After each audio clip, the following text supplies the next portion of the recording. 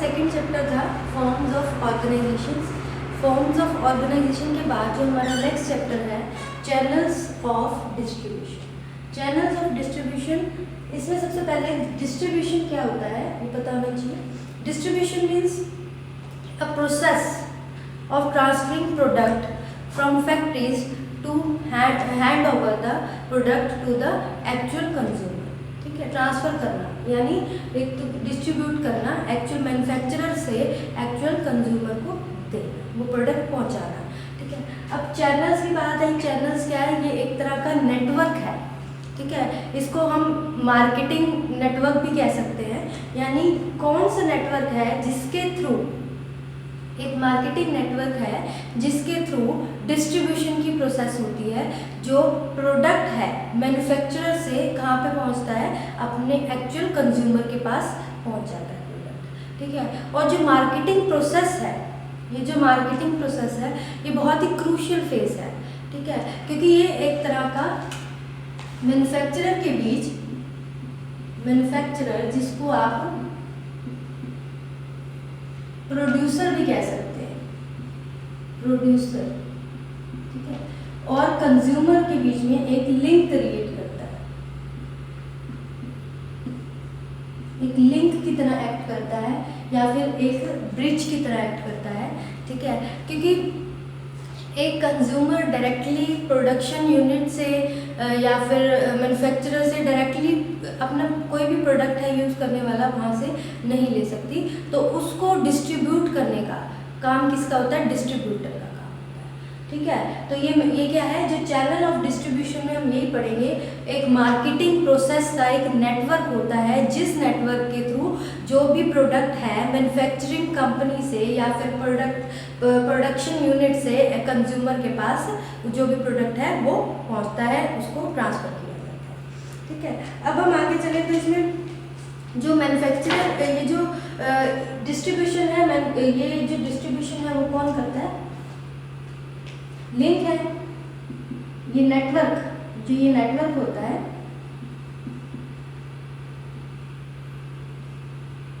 Of marketing, marketing का ये जो नेटवर्क है यही डिस्ट्रीब्यूशन का काम करता है।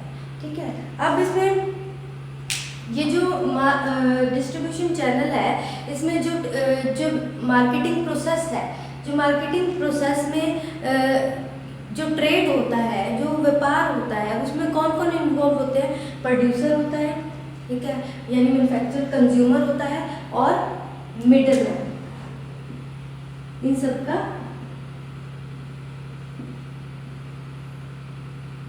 ठीक है, ये सब इसमें आ जाते हैं।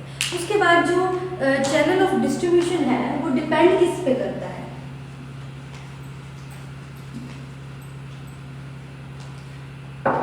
अब चैनल ऑफ डिस्ट्रीब्यूशन की सिलेक्शन करनी है। अगर मान लो हमने देखना है कौन सा चैनल ऑफ डिस्ट्रीब्यूशन होना चाहिए, इसकी सिलेक्शन के लिए हम देखेंगे किसके ऊपर डिपेंड करता है।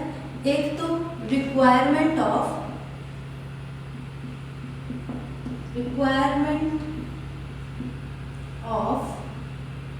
मैन्युफैक्चरर,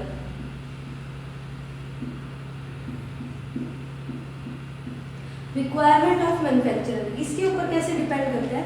भी जो मैन्युफैक्चरर है या प्रोड्यूसर है उसको किस तरह की सेल चाहिए, क्या टारगेट है उसका, ठीक है, कितनी वो प्रोडक्शन कर रहा है, क्या रिक्वायरमेंट है, अभी सेल कितनी चाहिए, छोटे स्मॉल स्केल पे प्रोडक्शन करना है या लार्ज स्केल पे प्रोडक्शन करना है, कितना उसको प्रॉफिट चाहिए, उसके ऊपर डिपेंड करता है। उसके according he channel of distribution यानी एक मिडल मैन जो कि डिस्ट्रीब्यूशन का काम करेगा वो सिलेक्ट किया जाता है। उसके बाद नेक्स्ट है needs of consumer, needs of consumer. ठीक है, अब जो डिमांड है कंज्यूमर की वो कितनी है? अगर मान लो प्रोडक्शन उसकी बहुत ज़्यादा अमाउंट में हो रही है, कोई भी प्रोडक्ट है ज़्यादा अमाउंट में उसकी प्रोडक्शन हो रही है, लेकिन उसकी मार्केट में उतनी डिमांड नहीं है, नीड नहीं है, और वैसे ही कोई और प्रोडक्ट है जिसकी प्राइस बहुत कम है, छोटा सा प्रोडक्ट है लेकिन उसकी डिमांड बहुत है, तो उसके अकॉर्डिंग ही डिस्ट्रीब्यूटर यानी चैनल ऑफ डिस्ट्रीब्यूशन सेलेक्ट किया जाएगा। ठीक है, अगर डिमांड ज़्यादा है तो उसके अकॉर्डिंग उस पर ट्रांसफरिंग डिस्ट्रीब्यूटर किसी तरह से वैल्यू के ऊपर कोई डिपेंड नहीं करता कि हाँ भाई इस पर ज़्यादा पैसा भी लगाया जा सकता है, ज़्यादा कैपिटल भी उस पर खर्च की जा सकती है। ठीक है, तो ये नीड्स ऑफ कंज्यूमर के ऊपर भी डिपेंड करता है। और सिलेक्शन करना है चैनल और किस चीज़ पे डिपेंड करता है, nature of product, nature of product पे भी डिपेंड करता है। ठीक है, किस तरह का प्रोडक्ट है, ज़्यादा एक्सपेंसिव है, कम प्राइस का है, किस तरह का प्रोडक्ट है, कितनी उसकी डिमांड है, मार्केट में उसकी कितनी वैल्यू है, इस सब चीज़ों पे डिपेंड करता है कि हमें किस तरह का चैनल यानी किस तरह का एक नेटवर्क ऑफ मार्केटिंग सेलेक्ट करना है। इन सब चीज़ों पे डिपेंड करता है कि हमने कैसा चैनल उसको सेलेक्ट करना है। अब इस चैनल ऑफ डिस्ट्रीब्यूशन की ज़रूरत क्या हुई, रिक्वायरमेंट क्यों पड़ी, क्यों, क्योंकि इसकी रिक्वायरमेंट की बात करते हैं। Requirement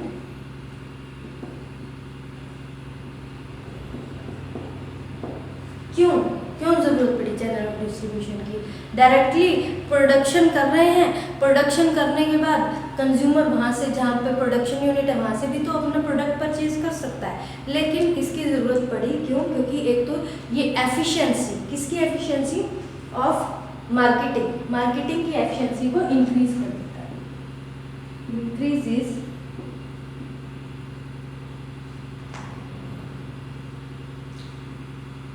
efficiency of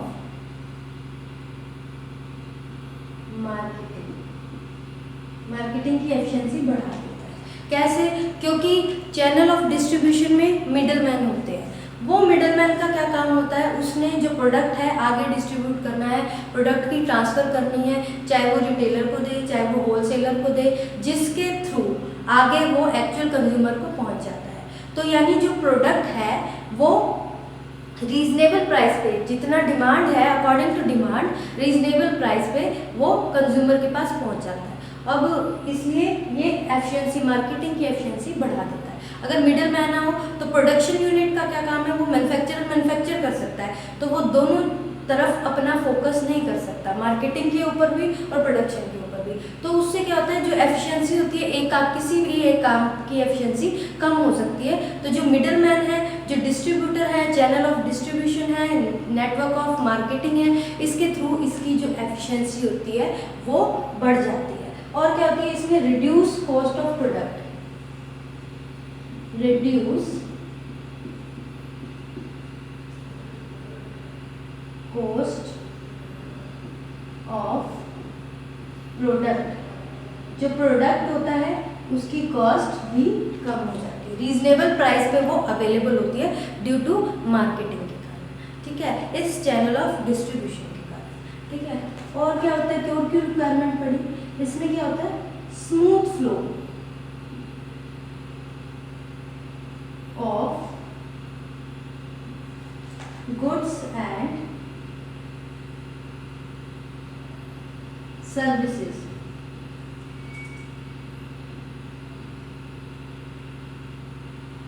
smooth flow मतलब कि अब जो इंडस्ट्रीज हैं, प्रोडक्शन यूनिट हैं, मैन्युफैक्चरिंग यूनिट्स हैं, वो बहुत ही रिमोट एरियाज में होती है, रेजिडेंशियल एरिया से बहुत ज़्यादा दूर होती है, तो कोई भी कंज्यूमर है वहाँ जाके अपना प्रोडक्ट नहीं ले सकता। तो ये इससे क्या होता है, अब उसको आपको कोई भी चीज़ परचेज करनी है, आप क्या करते हो, आप कहाँ जाते हो, मार्केट में जाते हो, मार्केट में आपको इजीली प्रोडक्ट अवेलेबल हो जाता है। ऐसा तो नहीं है कि आपको कोई प्रोडक्ट लेना है आपको बहुत दूर जाना पड़ा, और हर एक पर्सन जिनके पास कोई कन्वेंस नहीं है वो कैसे वहाँ से जाके, तो इससे क्या होता है, स्मूथ फ्लो, कुछ भी सामान लेना है सब कहाँ जाते हैं, एक एरिया जो कि जिसको मार्केट कहते हैं, मार्केट में जाकर ठीक है जो शॉप्स हैं वहाँ से उनको प्रोडक्ट बड़े इजीली अवेलेबल हो जाता है। ठीक है, तो इसलिए ये चैनल ऑफ डिस्ट्रीब्यूशन की रिक्वायरमेंट थी। ये इसकी होगी इंट्रोडक्शन। अब अगर बात करें इसकी टाइप्स की, चैनल ऑफ डिस्ट्रीब्यूशन कितने टाइप्स का होता है,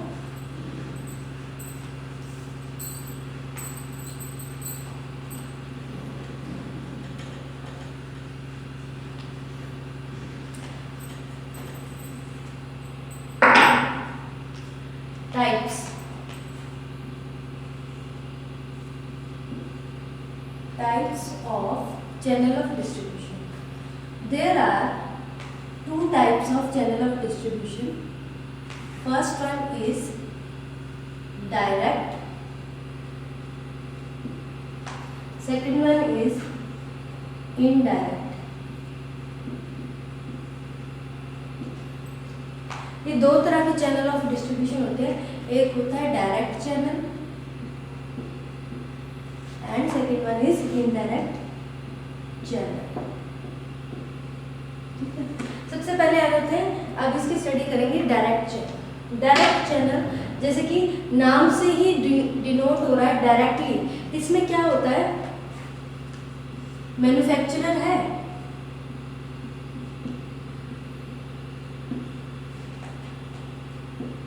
कंज्यूमर. इसमें मैन्युफैक्चरर का डायरेक्ट लिंक होता है कंज्यूमर का, यानी जहाँ पे प्रोडक्शन हो रही है, जो प्रोड्यूसर है वहाँ से डायरेक्टली एक्चुअल कंज्यूमर को जो भी प्रोडक्ट है या सर्विसेज है वो उसको प्रोवाइड हो रही है. इसमें कोई मिडल मैन की रिक्वायरमेंट नहीं होती. ये मोस्टली बहुत सारे जैसे हैवी प्रोडक्ट्स होते हैं, मशीन के प्रोडक्ट्स होते हैं, डायरेक्टली ये कंज्यूमर को रिसीव होते हैं. या फिर कुछ चीज़ें इस तरह से मतलब कि सेल परचेज होता है इस तरह से, जिसमें जैसे मेल के थ्रू ऑर्डर किया गया और डायरेक्टली कहाँ पे गया, कंज्यूमर के पास पहुँच गया. जैसे हम आजकल है मेल पे ऑर्डर करते थे, डायरेक्टली हमारे पास आ जाता है, कोई मिडल मैन नहीं होता उसमें. ठीक है, ऑनलाइन शॉपिंग करते हैं जो, तो उसको कहते हैं डायरेक्ट चैनल. ये डायरेक्ट चैनल है, कोई कंज्यूमर नहीं है इसके अंदर. ठीक है, अब इसमें जो मार्केटिंग होती है वो सारे हैवी मशीन्स की और कुछ इस प्रोडक्ट्स की होती है. इसमें एग्जांपल्स के तौर पे जैसे बैंक हो गए, बैंक डायरेक्टली सर्विस प्रोवाइड कर रहा है. ठीक है, कंज्यूमर है, जाता है बैंक में, जो भी सर्विस है आपने डायरेक्टली उसके साथ लिंक होता है. ठीक है, तो इसमें क्या होता है, और टेलीफोन कंपनीज आ जाती हैं, ये भी इसका एग्जांपल है. और इसमें वैसे एग्जांपल देखा जाए तो एक यूरेका फॉर्ब्स एक मुंबई की कंपनी है, वैक्यूम क्लीनर की कंपनी है. वो सेल्समैन के through directly door to door consumer को अपना प्रोडक्ट अवेलेबल करवाती है. ये इसका एक एग्जांपल हो गया डायरेक्ट चैनल का, जिसमें क्या होता है, मिडलमैन का कोई रोल नहीं होता, मिडलमैन की रिक्वायरमेंट नहीं होती. डायरेक्टली प्रोड्यूसर कह सकते हैं या मैन्युफैक्चर कह सकते हैं, उससे डायरेक्टली जो प्रोडक्ट है उसको ट्रांसफर कर दिया जाता है सीधा कंज्यूमर को.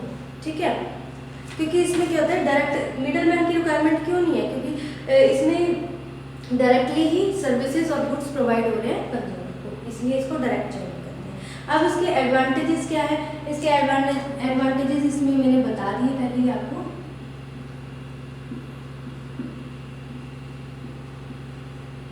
एक तो सबसे बड़ा एडवांटेज इसमें मिडलमैन नहीं है.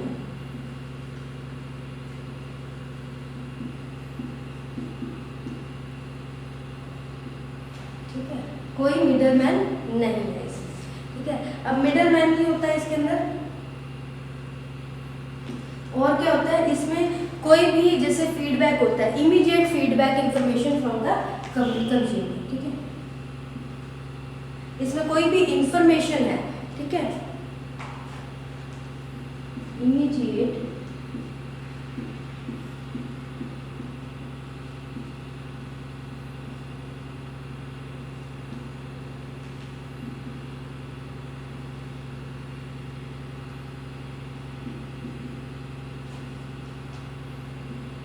information from consumer.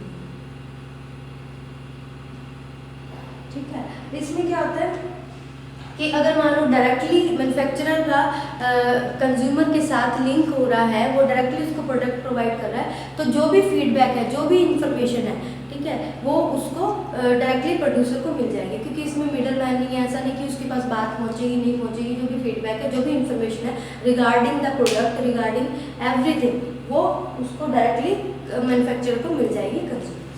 ठीक है, उसके बाद जो नेक्स्ट आ जाता है, ये तो हमारा डायरेक्ट चैनल आ गया. उसके बाद इनडायरेक्ट चैनल.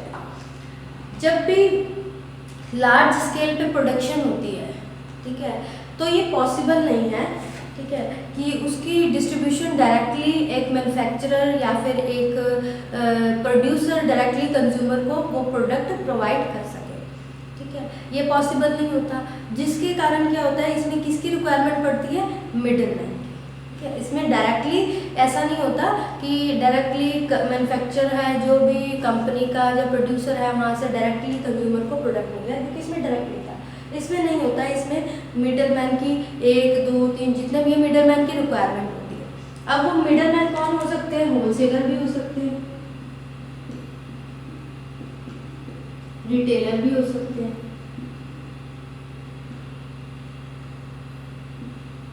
ठीक है। ये होते हैं मिडलमैन, जो क्या करते हैं, जो प्रोडक्ट है उसको मैन्युफैक्चरर से कंज्यूमर के पास पहुंचाने में, ट्रांसफर करने में एक नेटवर्क की तरह एक्ट करते हैं, ठीक है। उसके बाद आगे बात करें तो इसमें एग्जाम्पल के तौर पे जैसे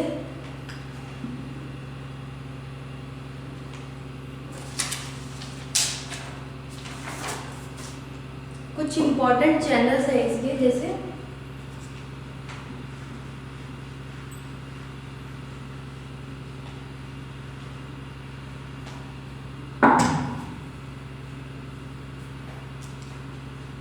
मैन्युफैक्चरर से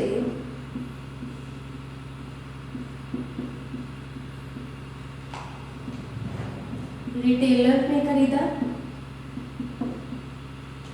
ठीक है, और रिटेलर ने किसको दिया? कंज्यूमर को। अब इसमें रिटेलर क्या है? मिडलमैन है, ठीक है। अब उसके बाद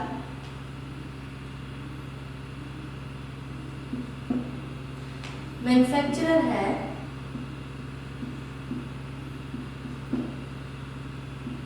ठीक है, मैन्युफैक्चरर से किसने प्रोडक्ट परचेज किया? होलसेलर ने,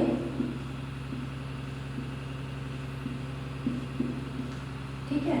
होलसेलर से प्रोडक्ट्स किसने लिए? लार्ज अमाउंट, होलसेलर ने तो लार्ज अमाउंट में मैन्युफैक्चरर से ले लिया, ठीक है। अब रिटेलर की डिमांड पर होलसेलर ने रिटेलर को प्रोडक्ट दे दिए जैसे उसको रिक्वायरमेंट। अब रिटेलर ने अपनी शॉप में जो भी है प्रोडक्ट रख रखे हैं, ठीक है, और उसने किसको प्रोवाइड किया? जो कंज्यूमर की नीड है उसके अकॉर्डिंग उसने, ठीक है। तो मैन्युफैक्चरर और कंज्यूमर के बीच में जो लिंक था वो था रिटेलर का। इसके अंदर जो मिडलमैन थे वो थे होलसेलर और इसमें रिटेलर, ठीक है। और एग्जांपल आ जाएगा इसमें, मैन्युफैक्चरर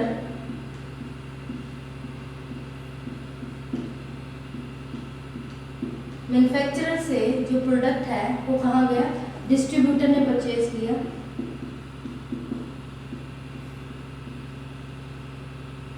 ठीक है। डिस्ट्रीब्यूटर से होलसेलर,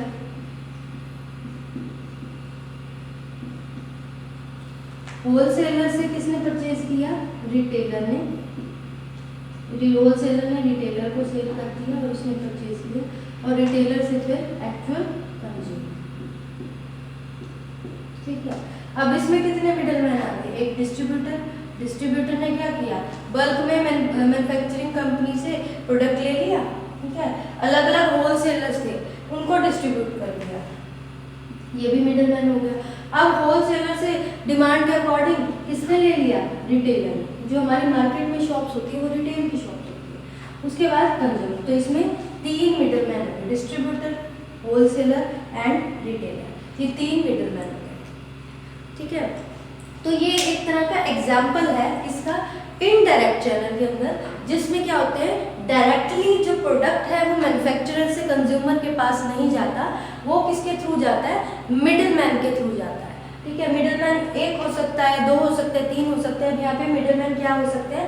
होलसेलर भी हो सकता है, रिटेलर भी हो सकता है और डिस्ट्रीब्यूटर भी हो सकता है, जो कि मैन्युफैक्चरर और कंज्यूमर के बीच में एक लिंक क्रिएट करते हैं, ठीक है। अब हम पढ़ेंगे, ये तो हो गया हमारे चैनल्स, इसमें जो इनडायरेक्ट चैनल में मिडलमैन आ जाता है, ठीक है। अब मिडलमैन के बारे में पढ़ेंगे कि मिडलमैन होता क्या है।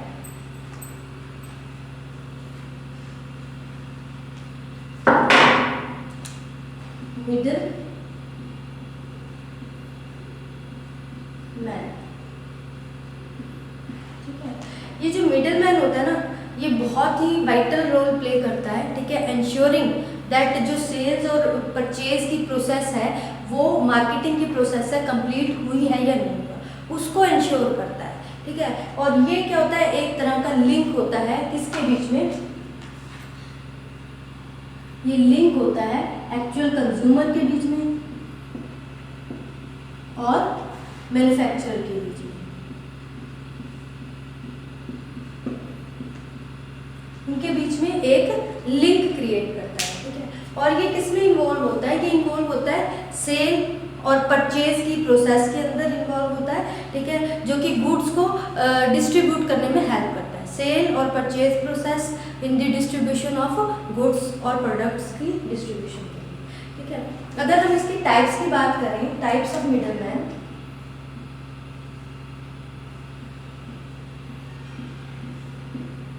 ये दो तरह के होते हैं। एक तो फंक्शनल मिडलमैन,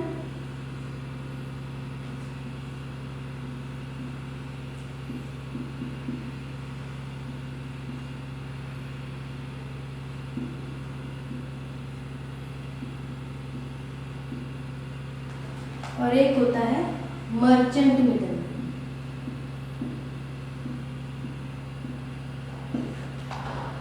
मर्चेंट मिडल, ठीक है। अब फंक्शनल में भी आगे इसकी सब कैटेगरीज आ जाती हैं, जैसे brokers,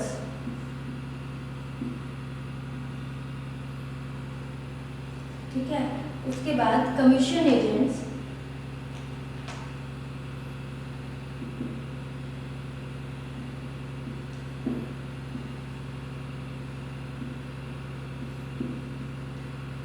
next is ऑक्शनर्स,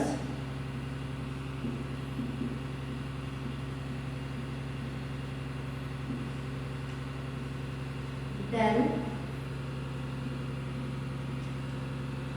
traded agents. ये टाइप्स ऑफ फंक्शनल मिडलमैन होता है, ठीक है। ब्रोकर्स होते हैं, कमीशन एजेंट्स होते हैं, ऑक्शनर्स और डायरेक्ट क्रेडिट एजेंट्स, ठीक है। ये इसके टाइप्स होते हैं फंक्शनल मिडलमैन। अब जो मर्चेंट मिडलमैन होते हैं उसमें इसके भी सब टाइप्स होते हैं, that is manufacturer,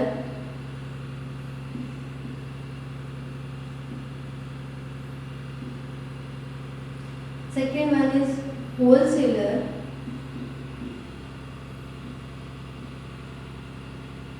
third one is retailer,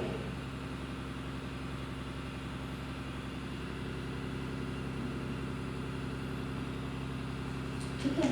ये इसके सब टाइप्स हो गए। अब इसमें ये जो फंक्शनल मिडलमैन एक्चुअली होता क्या है और मर्चेंट मिडलमैन होता क्या है, इनमें क्या डिफरेंस है?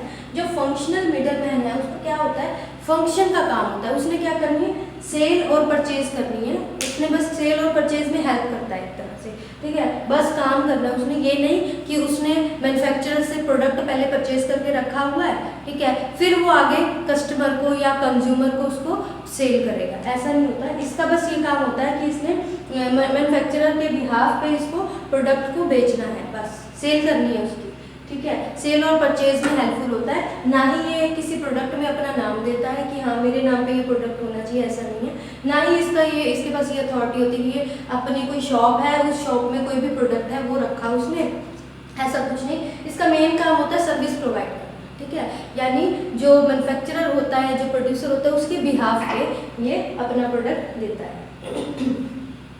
उसके बाद इसके टाइप्स आ जाते हैं। जो मर्चेंट मिडलमैन है उसमें क्या आता है, मर्चेंट मिडलमैन, इसमें ये मिडलमैन क्या करता है, अपना प्रोडक्ट होता है, लार्ज क्वांटिटी में प्रोडक्ट है, मैन्युफैक्चरर से अपनी शॉप पे रख लिया, ठीक है, फिर उसमें अपना प्रॉफिट देखता है, ठीक है, अपना प्रॉफिट जो मार्जिन है वो देखता है, और कई बार अपने नेम पे भी वो सेल करता है। जैसे कोई भी कंपनी है आजकल, कुछ फार्मास्यूटिकल कंपनीज इस तरह से प्रोडक्शन करवाती हैं कहीं से, ठीक है, किसी यूनिट है उसको ऑर्डर दे दिया कि इतने टेबलेट्स, इतने सिरप ये बना के दो, ठीक है, और उस पर जो लेबल लगेगा वो हमारी कंपनी का नाम लगेगा, इस तरह से होता है। तो वो एक तरह से मर्चेंट मिडलमैन का काम करते हैं, भी आगे फिर वो सेल करती है, ठीक है। तो ये फर्क होता है, इसकी कोई शॉप में होती है, सिर्फ एक तरह की सर्विस प्रोवाइड करता है, सेल और परचेज इसका काम होता है, ठीक है। और इसमें क्या होता है, ये परचेज करके अपनी शॉप पे रखता है और उसके बाद फिर उसको सेल करता है, ठीक है।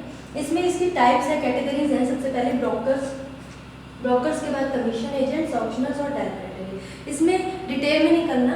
ब्रोकर्स क्या होता है, ब्रोकर्स का क्या काम होता है, कुछ नहीं करना इन्होंने, बाइंग और सेलिंग, प्रोडक्ट खरीदने में और बेचने में बस नेगोशिएशन करना होता है, ठीक है। जो परचेज करने वाला है और जो सेल करने, यानी मोल तोल करना एक तरह से, ये काम होता है। उसके लिए इसको, जो इसने काम किया उसके लिए उसको कमीशन मिल जाता है। इसको जो इसने जो भी मतलब कि जो जैसे दाम कम ज़्यादा करवाने हैं उसमें हेल्पफुल हुआ, ठीक है, उसकी जो सर्विसेज उसने दी उसको पे कर दिया जाता है, ठीक है, ब्रोकेज के लिए उसको पे कर दिया जाता है। नेक्स्ट आ जाता है हमारा कमीशन एजेंट्स। कमीशन एजेंट्स का क्या काम होता है, ये जो बेचने वाला होता है ना, कोई प्रोडक्ट बेच रहा है उसके बिहाफ पे ये प्रोडक्ट बेचता है, यानी ये जो सेल कर रहा है प्रोडक्ट उसको क्या है, एक तरह की सर्विसेज प्रोवाइड कर रहा है, और उस सर्विसेज प्रोवाइड करने के लिए उसको जो सेलर है, जो बेचने वाला है, वो उसको पे करता है, ठीक है। नेक्स्ट आ जाता है हमारा ऑक्शनर्स। जो ऑक्शनर्स होते हैं, जिससे नाम से क्लियर है, ऑक्शन करना। ऑक्शन में क्या होता है, जैसे किसी चीज़ की नीलामी करना, वो ऑक्शन जाता है। ऑक्शनर वो जो नीलामी करवाता है। इसमें क्या होता है, इसने ये नहीं कि प्रोडक्ट को खरीद कर अपने पास रख लिया और फिर उसकी सेल की, ऐसा कुछ नहीं होता। इसने सिर्फ ऑक्शन करवाना है। ऑक्शन में क्या करेगा, ये जो भी प्रोडक्ट है, ठीक है, इसके ये नहीं अपने पास रखा हुआ है, जो प्रोडक्ट है उसकी नीलामी करवानी है, और ये जो प्राइस है वो कौन डिसाइड करता है, वो बिडर डिसाइड करता है, यानी बोली लगाने वाला।